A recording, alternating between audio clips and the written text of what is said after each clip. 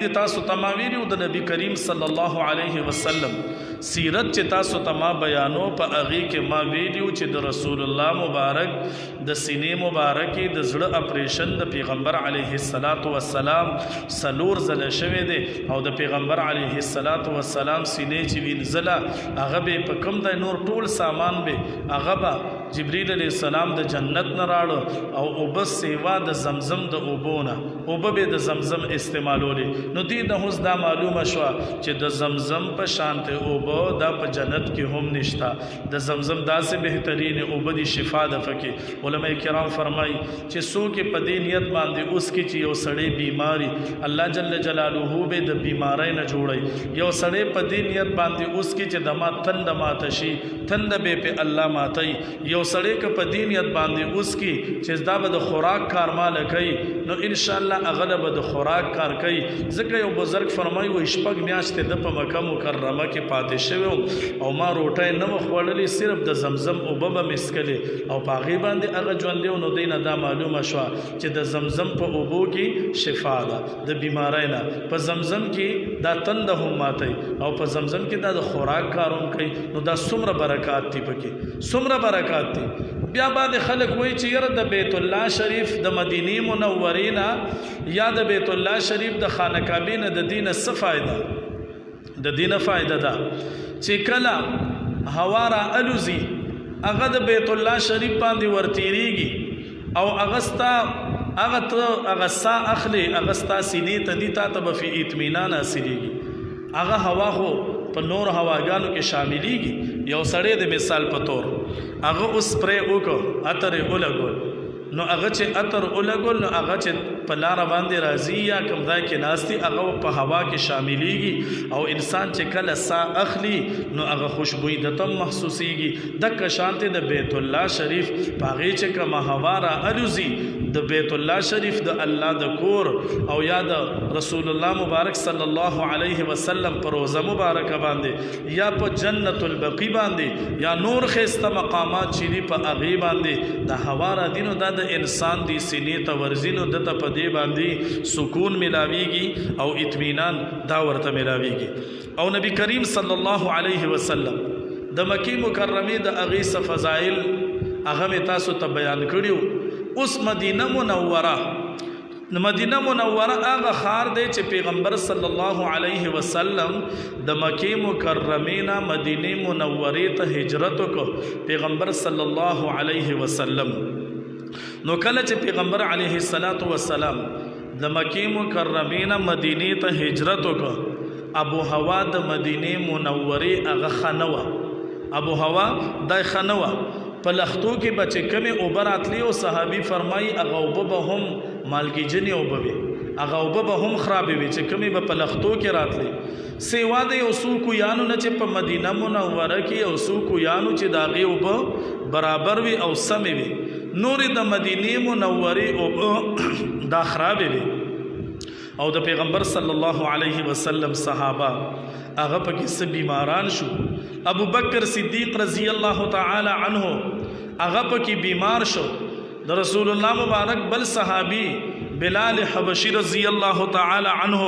هغه پکې بیمار شو او بلال حبشی رضی الله تعالی عنه هغه بخیری کولی یا الله ابو جهل تبا کی یا الله عتبہ تبا کی الله شیبا تبا کی مونږ به د الله د کور نه تاویدو او بهترین ازمکه و د مکی مکرمه اوس مونږ د وبا ځای ته راوستو د وبا ځای ته مدینه منوره کې د هغې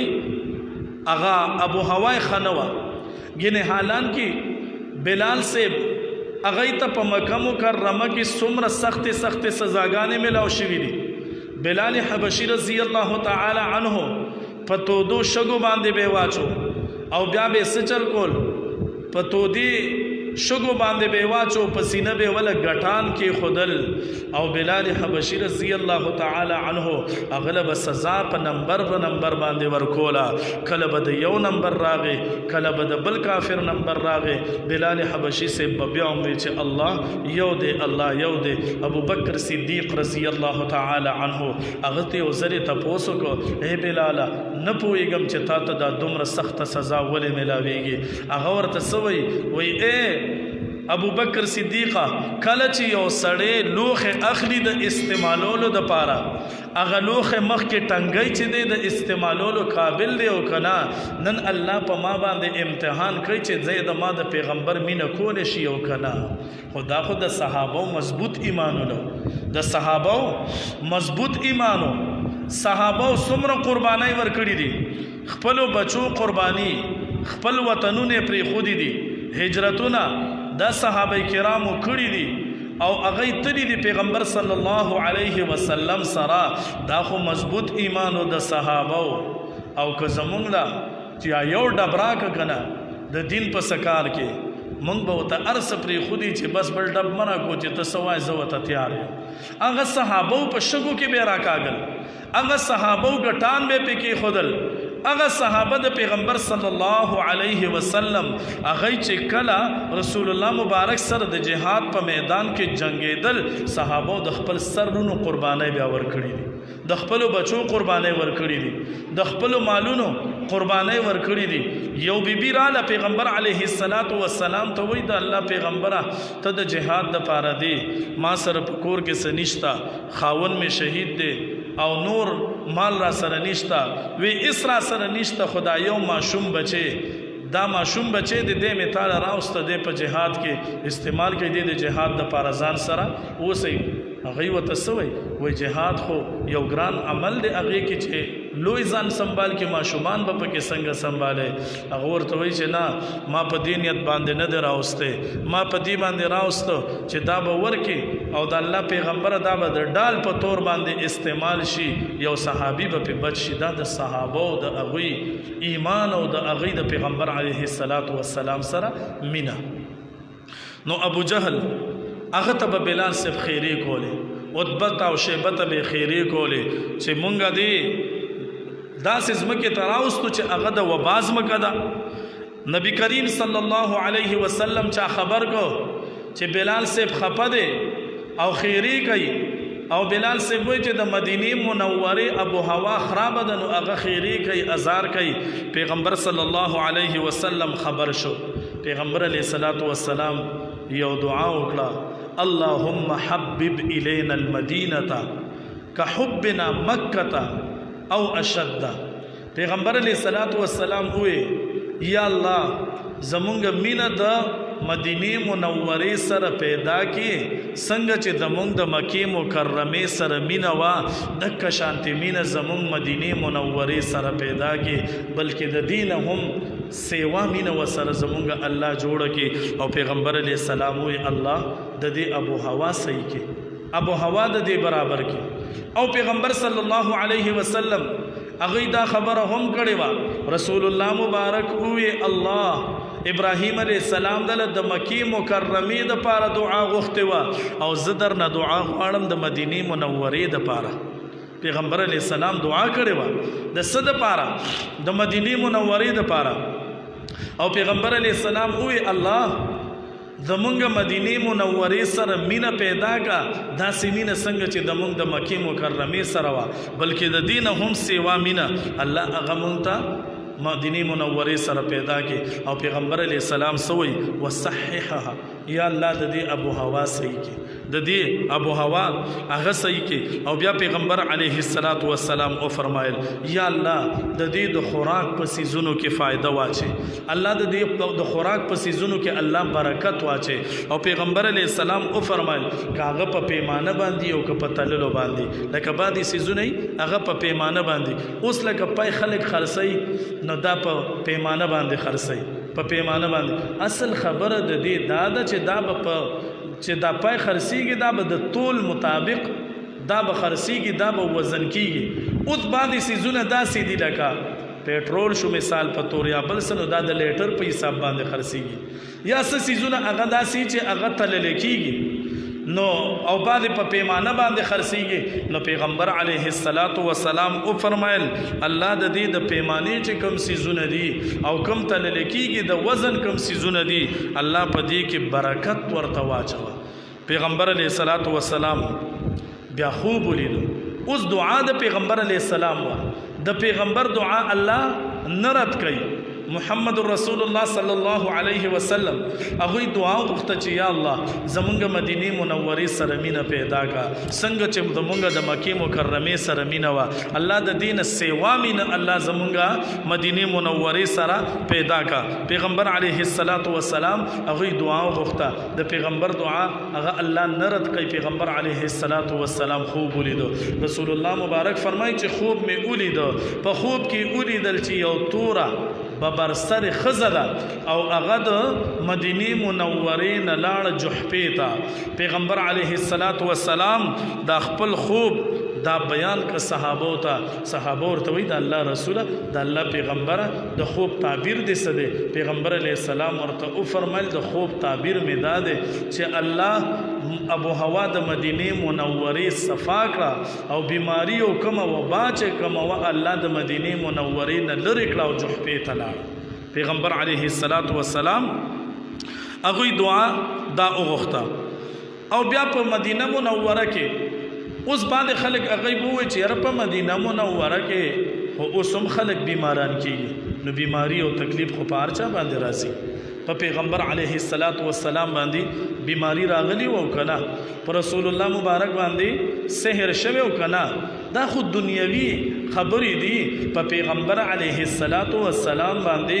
مونږ دا و چې په پیغمبر علیه السلام باندې سحر شوی خو پیغمبر علیه الصلاۃ والسلام باندې کم چې دنیوي کارونه او پاغي کې فرق راغلی د پیغمبر علیه السلام دینی کارونه چې څومره پاغي کې فرق نو راغلی اوس زمون د خلکو د هغه یو سودا دا جوړه شوې ده که سری خوږیږي یاره په ما جادو دی کملای خوږیږي په ما باندې سحر دی که کاروبار نه په ما باندې جادو دی او که بل څه مسئله هر څه د خلکو ذهن داسې جوړ دی چې معمولی هم څه خبره راشي په ما باندې یاره سحر دی جادو دی مونږ و شته دی خو د هغې توړ هم شته قرآن کریم کې سورت فلق او سورت ناس دا دواړه سورتونه قل اعوذ برب الفلق قل اعوذ برب الناس دا دواړه سورتونه سحر او ماښام درې ځله وایا په لاسونو باندې چوفکو ان شاء الله پتا باندې به سحر جادو او یا داسې جنات دا ټول څیزونه پتا به اثر نشي کولی ته دا وایا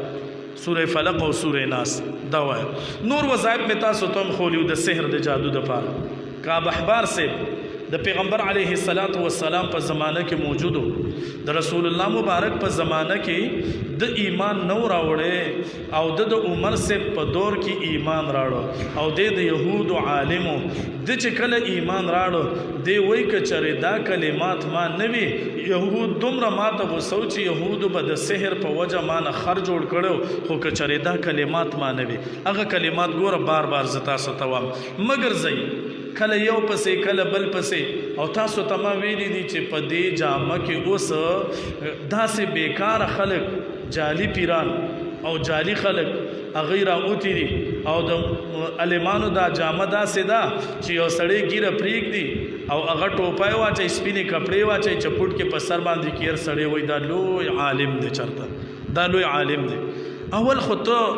ګرځم دې څیزونو پسې بیا ته معلوماتو کا بیا چې تا باندې مثال په تور ته وای دا ختم شي چرته عالم لورشه هغه به درته د دې وظایف دا به درته وښیي نو بیا داسې کار وشي چې کم دا جعلي پیران او دا جعلي هر چا ته وایي پتا سحر دی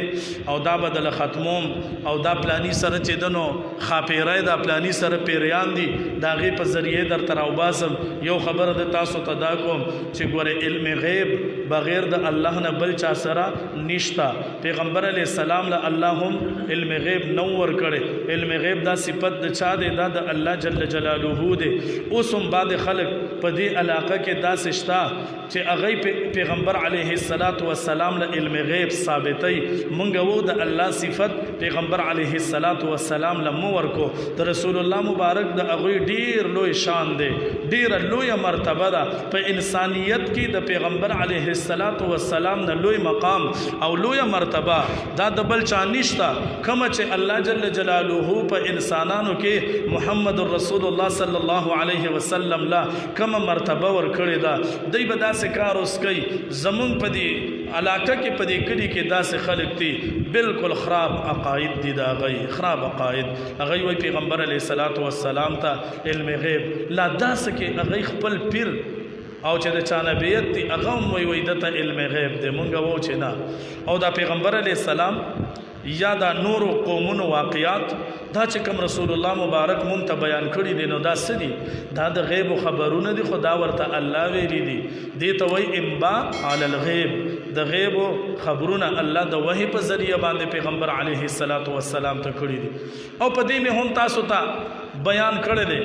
چې پیغمبر علیه الصلاۃ والسلام ابو بکر صدیق رضی الله تعالی عنه هغه ته یو ځلې ووی چې کله پیغمبر علیه السلام ته نبوت ملاو شو ورته وی ته ایمان په ما باندې راړه، هغه ورته وی د الله پیغمبره بالکل پتا باندې ایمان راړم، خو څه دلیل خو راته راکړه که نه. پیغمبر علیه السلام ورته وی ته څه دلیل غواړې؟ ته دلیل مه غواړه، ته چې هغه پلاني ځای ته په سفر باندې تللی وې هلته یو راهب و هغه تا ته ویلي نو تا ته وی نه چې اوږه یا مټ دا ښکاره که په تا باندې به یو تور داغي، وی تا ته هغه دا نه ویلي او دا درته نه ویلي چې ته به د اخر زمانې د پیغمبر ملګری هغه راهب چې کومه خبره درته کړې وه هغه صحیح ده که نه؟ پیغمبر علیه السلام ورته وی. بل د پیغمبر علیه السلام د بیبي نه د هغې نه هار رک شوی و، ټول صحابه ورپسې ګرځېدل هیچا ته د هغې پته نه وه. اوږده واقعه د تاسو ته مې بیان کړې ده، خو چې کله پیغمبر علیه الصلاۃ والسلام هغه کوم ځای کې اوښه ناسته وه چې هغه څنګه پاسې د هار هغه ځای کې موجود و، دلته ورته د هغه ځای د سفر خبره هغه ورته معلومه وه، دلته په خوا کې هار پروت و هغه ورته نو معلوم. نو دا معجزه وه د پیغمبر علیه السلام. او تاسو ته دا ما ویلي دي چې معجزه د الله په حکم باندې کله چې الله وغواړي معجزه به کار کوي، کله چې الله ونه غواړي معجزه به کار نه کوي. دا د الله جل جلاله خوښه ده. دې ته او نور بندګان چې د یو څیز نه عاجز وي او پیغمبر له الله یو شان ورکړی هغې ته څه وایي؟ معجزه ورته وایي. نو هغه به داسې کار کوي، علم غیب به ثابتوي او پیرانو لا او نور. او تاسو ته دا مې ویلي چې پیریانو ته علم غیب نشته. سلیمان علیه الصلاۃ والسلام هغه پې چې بیت المقدس جوړو، سلیمان علیه السلام د شیشو په یو داسې د شیشو ځایو په هغې کې هغه بندو. دا پیریانو یو بل ته وایي چې شابه در زر کار کوئی ګوري راته. او سلیمان علیه السلام هغه وفات شوی و، یو کال یې شوی و او پیریانو به وي دکه دې مونږ ته ګوري منډې به یې وهلې چې ګوري راته. نو وایي د پیریانو په ذریعه تعویز راوباسي د خاپیرو. نو د یو کال منډې څه نه وولې پیریانو چې سلیمان علیه السلام هغه په شیشه کې مړو او دی چې دی نو لګیا و منډې یې وولې وي دکه دې ګوري راته دکه دې پیریانو ته علم غیب چته دی. او یا وایي خاپیری دی ورسره، خاپیری دی یاره د خدای خاطر وکړئ د الله قرآن ته نږدې شئ. پیغمبر علیه السلام چې کوم احادیث دی هغه احادیث مبارکو باندې عمل وکړئ، علماء کرامو ته نږدې شئ. بعضې خلک هغې پکې داسې هم دي چې زنانه به ځان سره صادر کې پټه کړي، وایي پتا دا چل دی د ما دې صادر نه وایي ما ته پته لګي. داسې خلک هم شته، داسې پکې هم شته. یو ملګري راته رنګ وکړي یو 2 جمعې مخکې د پنجپیر نه، وی تاسو چې په دې باندې لګي خبرې وکړئ، وی یو کس دی د مونږ په کلي کې وی هغه داسې کار کوي چې ښځو له لاسونه نیسي، ورته وایي چې پتا دا چل دی او دا چل دی، پردو ښځو له لاسونه ورله نیسي. هسې دا په شریعت کې جایز دی؟ دا په شریعت کې جایز چې لګیا به یو پردو زنانو له ځان سره کینول یا د هغې چې دنو لاسونه نیول او پتا دا چل دی دا چل دی، د خدای خاطر وکړئ. د دې هیڅ چاته پته دا نشته. صرف او صرف تاسو بس چل کوئ د الله قرآن برا اخلئ. په پیغمبر علیه الصلاۃ والسلام باندې سحر شوی دی، جادو پې شوی دی. مونږ دا منو چې سحر او جادو په رسول الله مبارک باندې شوی و. چا پې کړی؟ د لبید بن عاصم لورګانو په پیغمبر علیه الصلاۃ والسلام باندې سحر کړی، جادو یې پې کړی. یو منګز وه، په هغه منګزه کې ویخته د نبی علیه السلام یو خادمه وه، د هغې نه د پیغمبر علیه السلام ویخته اغوستي وو، په هغې باندې جادو کړی. هغې په یو منګزه کې هغه داسې 11 غاښې وو، په هغې کې هغه ویخته تاو کړي او هغې په یو کویو په مدینه منوره کې بیر زیروان هغه کوی ته هغه کوړه چې کومه وه هغه غورځولې وه. پیغمبر علیه الصلاۃ والسلام په هغې باندې اثر و د هغې خو تاسو ته ما ووې چې څومره دیني کارونه دي په هغې باندې هېڅ قسم اثر د پیغمبر علیه الصلاۃ والسلام نو. او دنیاوي کارونه چې څومره وو پیغمبر علیه السلام به وی ما دا پلانې کار کړی دی هغه به نو کړی پیغمبر علیه السلام به وی ما دا کار کړی دی هغه به نو کړی ما کړی دی نه به وکړی داسې پیغمبر علیه السلام باندې به په دنیاوي کارونو کې به دا هیره به په پیغمبر علیه السلام راتله رسول الله مبارک ودده دو پرشتې د اسمان نه راغلي یو د پیغمبر علیه السلام سر ته ودرېده بل یې خپو ته ودرېده یو پرشته د بلې نه تپوس کوي وایي په پیغمبر علیه السلام باندې څه دي وایي په رسول الله مبارک باندې سحر دی وایي چا پې کړی دی وایي د لبید بن عاصم لورګانو پې کړی دی وایي کوم ځای کې پروت دی وایي بیر زیروان کوی کې پروت دی پیغمبر علیه السلام چې کله د خوب نه رابیدار شو نو پیغمبر علیه السلام صحابو ته ووایي زما مرض الله ماته وخو ماته الله مرض وخو نو پیغمبر علیه السلام له پیری رایسته او دا سحر دا کوډه ولا چا بابا را استوا یا چا ولا لاس نیولیو د وحی په ذریعہ باندې اوس تاسو دا خبره ته هم وکی دی پیغمبر چې دی پیغمبر هغه کو پیغمبر خوب هغه موحده د پیغمبر خوب هغه وحده او که پیغمبر ودینو د پیغمبر علیه السلام کسترګ پټی نو زړه د پیغمبر علیه السلام بیدار دی زړه د پیغمبر علیه السلام دا بیدار دی د پیغمبرانو خوب چې دی دا وحده نو الله ورته اوخل پیغمبر علیه السلام چې کله پاسې د ویلې ګل صحابه هغه کوی ته هغه وی چې مونږه او قتل د کوی په غاړه چې کمه کجوري وي هغه باندې د سحر دومره اثرو چې هغه کجوري بالکل اوچ شوی وي او به داسې ویل کده نکریزو په شانتي چې هغه کوډه سحر را واغستو او چې څنګه را واغستل پیغمبر علیه السلام او زما بدن دا سپک شو نو په پیغمبر علیه السلام باندې اخیری دو سورتونه قل اعوذ برب الفلق قل اعوذ برب الناس دا دواړه سورتونه چې دنو دا نازل شو الته یولس غټي وي دلته یولس آیاتونه نو چې یو آیات په نازلېده یو غټه به کولاوېده یو غټه دا به کولاوېده نو د سحر د پاره مونږ درته وو چې سحر جادو شتا خدای علاج دی دا نه دی چې تور چرګ راوله او تور چیلې راوله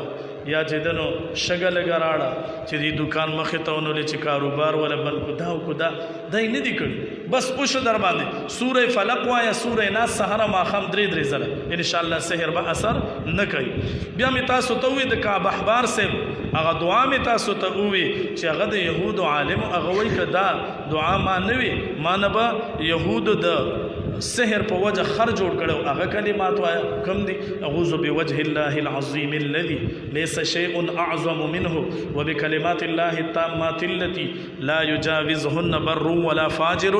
وباسماء الله الحسنى ما علمت فيها وما لم اعلم من شر ما خلق وزرع وبرأ سارو ما خمدا وزلوایا پلا سونو باندې چوکو ان شاء الله سحر جادو دا به در باندې اثر نه کوي سوره فلق او سوره ناس وایا سحر او ما خم درې زله سحر جادو نظر دا به در باندې اثر به در باندې نه کوي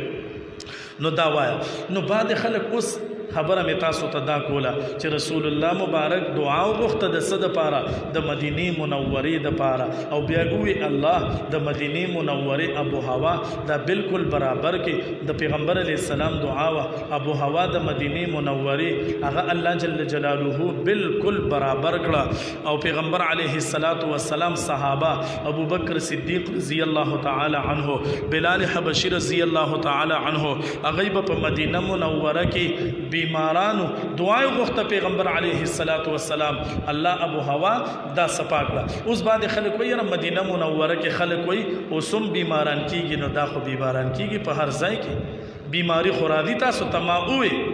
بیماری راځي په انسان باندې خود بیماری ته ځان په پته باندې پوهه کا لکه یو سړی دی یو انسان دی الله جل جلاله وی چې د انسان له لوی مرتبه ورکم لوی مقام ولا ورکم د اعمال کمزوري اعمال اکهم رنی الله په بیماری راولي او دې په دې بیماری باندې صبر کی صبر پکې شرط ته ګوره چې صبر پیوږي الله دل ډیر لوی درجات ورکړي په دې بیماری باندې یو سړی باندې یو انسان باندې بیماری رااله د په هغه باندې صبر وکړي صبر ورسره شرط دی لکه بعض خلک دا وایي دا الله یې مونږ ته خیال شوی الله د نظر نه څوک پټېدی نشي ټول مخلوق هغه نه یو څه الله جل جلاله کم ذات ته وما تسقط من ورقة الا يعلمها ولا حبة في ظلمات الارض ولا رطب ولا یابس الا فی کتاب مبین. الله جل جلاله هغه ذات ته چې یو پاڼه د اونې نه د هغه د اجازت نه د الله د اجازت نه دقه سي بغیر نشي را پریوته د هغې علم هم الله ته دی. یو دانه ده اوس زمیدار یو ځای کې دانې اونوستې په پټي کې نو هغه ته دا پته نه لګي چې د ما د دې لاسو نه څومره دانې لړې یا دا څومره دانې دي. زمیدار ته پته نشته چې د هغه په لاسو نوستې شوي دي. الله وایي که په اوچه باندې که په لنده باندې که یو دانه هم هغه په ځمکه کې پرتی نه د هغې علم هم موږ ته شته. د الله جل جلاله داسې خدای ده. نو الله جل جلاله خو بیماری راولي په انسان باندې نو چې بیماری در باندې راشي په هغې د صبر وکړه الله جل جلاله هغه به تعالی لوی مقام او مرتبه په دې باندې درکوي. نو دا به نه وایي چې دا بیماری له په ما باندې راځي یا د الله علم ما ته خیال شوی دی. داسې خبرې به نه کوي په دې الله خفه کېږي. بیماری در باندې راله ته به په زړه کې دا ووایي الله دا بیماری را باندې چا راوستې ده؟ الله تا راوستې ده. د دې لرو کولو والا څوک دی؟ هم د الله ذات دی. بیماری څوک راولي؟ الله. لرې کولو والا ذات څوک دی؟ الله. ژوند مونږ له چا راکړی دی؟ الله. مرګ به څوک راولي؟ الله. چې د مونږ او ستاسو په دې هر څه باندې عقیده چې مرګ او ژوند صحت بیماری تکلیف پریشانی دا هر څه د چا په اختیار کې دي؟ د الله جل جلاله. خو داسې نه چې ته بیمار شې د خولې نه دی غلط الفاظ دي د خولې نه وځي چې یاره یو له د تپوس له لړم یاره جي ټول خلک ګرځي او مونږ یې لره خلاص کړي یو. بس دا خو د الله خوښه ده. ما په دې حال د الله جل جلاله شکر وباسه. داسې خلک هم شته چې ته خو لا وګرځې د هغوی به بالکل خپې دی او دا ولې الله داسې پیدا کړي دي. څوک یې ړانده پیدا کړي دي، څوک یې لیوني پیدا کړي دي، څوک یې کاڼه پیدا کړي دي، څوک یې شل پیدا کړي دي. د چا لاسونه نشته. دا ولې؟ الله سره لاسونه ختم شو، الله سره سترګې ختمې شوې، الله سره چې دنو بدنونه ختم شو. نه، الله سره دا ختمیږي نه. دا خدا نه ده چې د چپلې یو کپنی د یو چپلې جوړه کړه بلې له به بله ډایي ګوري نو هغه به هله جوړېږي. نه، د یو مور او پلار نه پیدا کوي 10 او 12 اته 15 شپږ داسې اولاد پیدا کړي. تاسو وګورئ د یو مور او پلار نه پیدایي د ټولو شکلونه جدا جدایي که نه؟ د یو شکل پکې د بل په شانتې راغلی دی. د یو شکل به یو شانتي، د بل به بل شانتي، د بل شکل به بل شانتي. دا د الله جل جلاله خدای د الله به پیژنې. په دې باندې به الله جل جلاله پیژنې. بیا تاسو دې ته وګورئ لکه بعضې یو قوم هغه داسې مشته هغه وایي چې بس دا خو اتفاقیات دي، بس الله چې دنو نشته او دا مخلوق دغه سي پیدا کیږي. نو تا اتفاقیاتو کې خطا داسې ونه کړل چې د چاپو د مخې ته دا خو چرته شاته ونه لګېده. دا د الله جل جلاله خدایي ده. غوږونه چرته مثال په طور بل ځای کې ونه لګېده یا چې دنو خوله دې بل ځای کې جوړه نه شوه. دا څوک دي؟ دا د الله جل جلاله خدایي ده. ګوره الله ست انسان چې پیدا کړی دی الله څنګه پیدا کړی دی. ګوره دا انسان چې خوراک کوي لومبې چې دی نوړی یا څه شی خوري نو دی بسم الله ووایي چې خولې ته یې څنګه نو که هغه کم شی دی خوري هغه خرابي نو دا پوزه لیباټري ده دا ورته ووایي دا بوی کې چې د دې شي خوند ګورې مزیدار نه دی، صحیح نه دی. نو دا پوزه الله دغه ځای کې لګولې ده بالکل تا ته ووایي چې د دې بوی د دې خوند ژبې ته وګوره هغه درله ذایقه چې کوي. دا څوک دی؟ دا د الله جل جلاله ذات دی. او که د یو سړي الله انسان پیدا کړی دی لقد خلقنا الانسان فی احسن تقویم. الله فرمایي چې ما انسان ډیر په ښایسته شکل صورت باندې پیدا کړی دی. که یو سړي دا پوزه چرته شاته لګېدلې وه نو د چې څه شی خوړو نو اول به یې شاته داسې دی دی ته راړو پوزې له نو پوزې به بوی کو نو بیا به یې خولې له راړه. نه، الله انسان ډیر په ښایسته شکل صورت باندې پیدا کړی دی. نو دا الله جل جلاله چې انسان پیدا کړی دی څه دپاره پیدا کړی دی؟ د خپل عبادت دپاره چې دی زما عبادتو کې نو بیماری او تکالیف دا په انسان باندې راځي نو چې دی پې صبر وکړي. نو دا ته ولې الله جل جلاله چې ته پیدا کړې یو انسان دی هغه د بدن نه برابر دی، د یو لاس نشته د بل خپه نشته، دا ولې الله تا ته ښایي چې وګوره که ته مې داسې پیدا کړی وي او وګوره د ده خپې نشته که ته مې داسې پیدا کړی وي یا د ده لاسونه نشته نو تا به چې بل سړی صحیح کې د چا لاسونه نه د چا خپې نه د چا سترګې نه نو تاسو چلو کې چې د الله د انعاماتو شکریا ادا کې چې الله شکر دې مال دې صحیح بدن نه کړی دی الله چې ز سوکم یو 2 رکعات نفل د شکرې په تور باندې وکم الله د سوکم ز یو 2 رکعات نفل وکم الله دستا عبادت وکم الله تعالی صحیح بدن را کړی دی سترګې درا کړی دی اولاد درا کړی دی نو چې د الله جل جلاله شکریا مونږ تاسو ادا کو نو تاسو تما وې چې تکلیف او بیماری په انسان باندې راشي دې په صبر کې الله ورته درجات ورکړي بل په یو سړی باندې بیماری رااله د په هغه باندې صبر وک الله گناهونه په دې باندې معاف کړي نو که داس خبره مې تاسو ته دې پورې کوله که یو سړی په مدینه منوره کې او دې بیمار شنو انسانیت سره دا خبره په بنده باندې راځي بیماری هم راځي په انسان باندې تکلیف هم راځي پریشانی هم په بنده باندې راځي دا په انسان باندې تکالیف راځي نو د مدینه منوره ابو هوا چې کومه وا پیغمبر علیه الصلاۃ والسلام هغه ته دعا وکړه او یثرب د دې مدینه منوره مخکینه نوم چېونو دا سو یثرب د بیمارو ځای د وبا ځای نو چې کله پیغمبر صلی الله علیه وسلم ورته دعا وکړه نو دا څه شی شو مدینه منوره شو او که اوس یو سړی ووایي چې یثرب د بیمارو ځای نو علما فرمایي دی به لزل وی مدینه منوره مدینه منوره مدینه منوره اله به غاړه خلاصيږي اله به غاړه خلاصيږي اوس په یو سړی داسې به نه وي او بیا تاسو وګورئ د مدینه منوره پاکه خوره ده ځکه چې قرآن کریم په نازل شوی دی په مدینه منوره په ځمکه باندې او د مدینه منوره هغه ځمکه ده چې فرشتې پکې ګرځېدلي دي جبريل علیہ الصلوۃ والسلام هغه پکې ګرځېدل دي او پیغمبر صلی الله علیه وسلم هغه یو ځل او فرمایل پیغمبر علیہ السلام وې چې کله دجال پیدا شي په ټوله دنیا کې به دجال ګرځي او پیغمبر علیہ السلام وې چې ټوله دنیا کې به هغه په سلويخ ردی کې ګرځي خو سیوا د مدینه منوره نه د مکه مکرمه نه د دوه خارونو ته به نشي راتلې دجال دا د دې برکات دي اول به ورته نه راځي داغي په سرونو کې به فرشتي ولاړی تور به ورسره دجال به التکی نشي راتلې د پیغمبر صلی الله علیه وسلم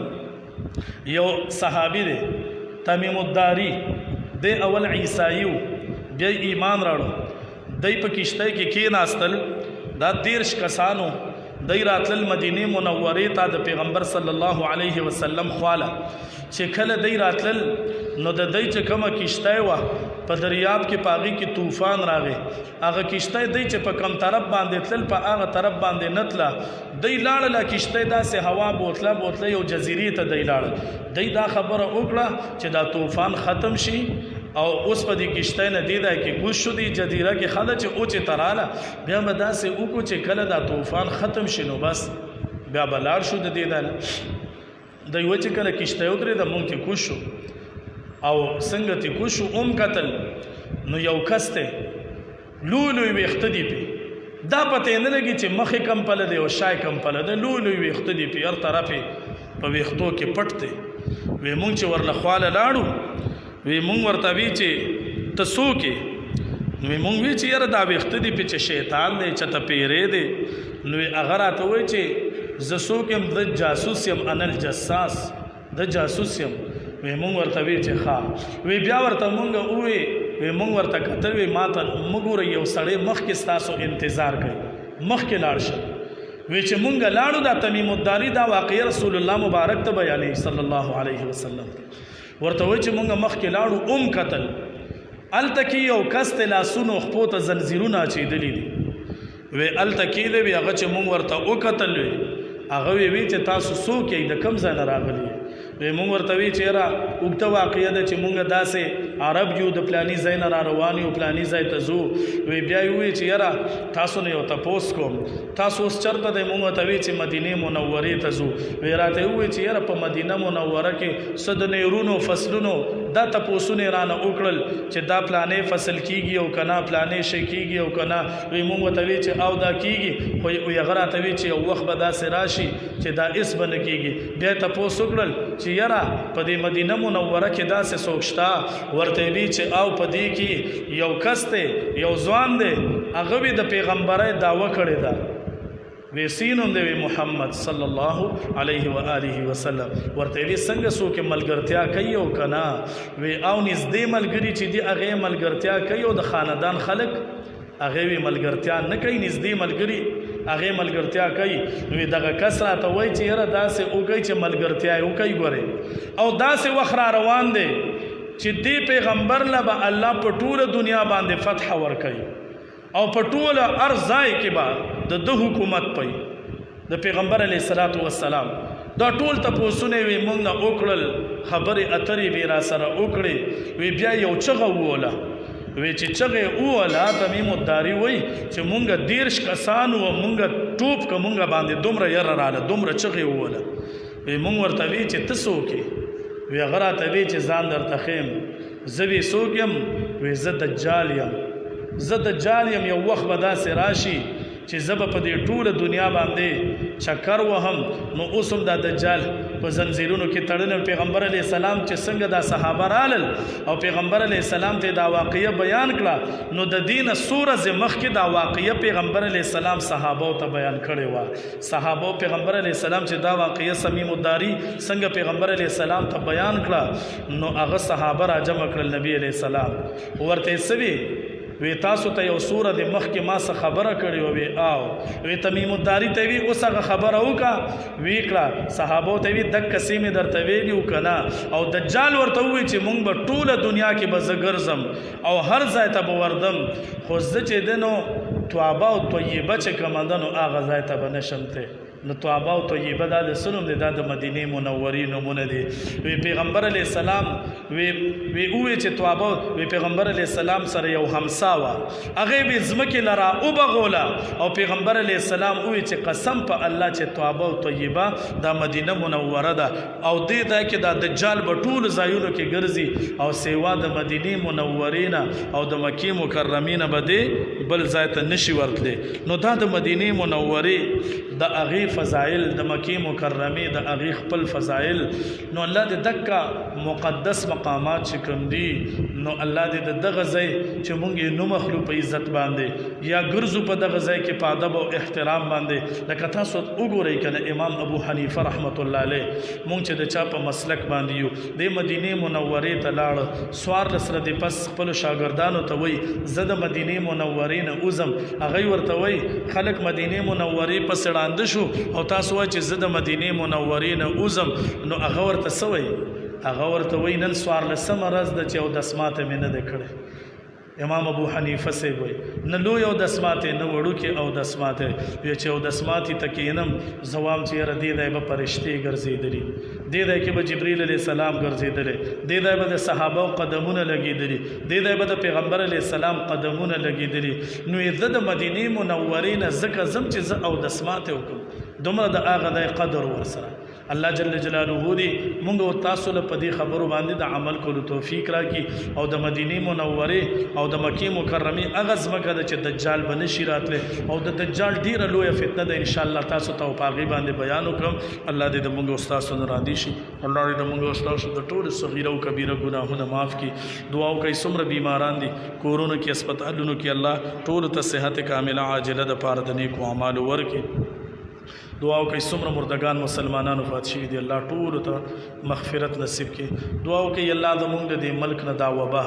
دا تکلیفونه، دا پریشانۍ، اوس چې کوم اول یو تکلیف او اوس د سیلابونو په شکل کې، دا زموږ او ستاسو د اعمالو نتیجه ده. ټول الله جل جلاله طرف ته توبه طائب شئ. تاسو ته ما ویلو چې د دې نه د بچ کېدو ذریعه څه د استغفار ډېر وایي، استغفار په کثرت سره وایي، الله طرف ته رجوع کوي او الله طرف ته د ګناهونو د هغې توبه وباسئ. انشاءالله الله به تکلیفونه لرې کړي. الله دې د موږ او ستاسو د ټولو بیمارۍ پریشانۍ ختمې کړي. الله څومره ملګري دي، څومره شرعي مقاصد حاجات ضروریات دي، الله د غیبي خزانو نه ولا برابر کړي. الله د موږ د ټولو په حال باندې رحم وکړي. الله مشکلات هم ټول آسان کړي. الله دا ملګري چې څومره ناست دي، الله دا ناست خپل دربار کې قبول او منظوره کړي. الله جزای خیر ټولو له ورکړي، د ټولو شرعي مقاصد حاجات ضروریات برابر کړي. الله زموږ د ټولو نه راضي شي. الله مو ټولو ته په وخت د ځنکدن کې په صدق دل سره دا کلمه نصیب کړي چې لا اله الا الله محمد رسول الله صلی الله علیه وسلم.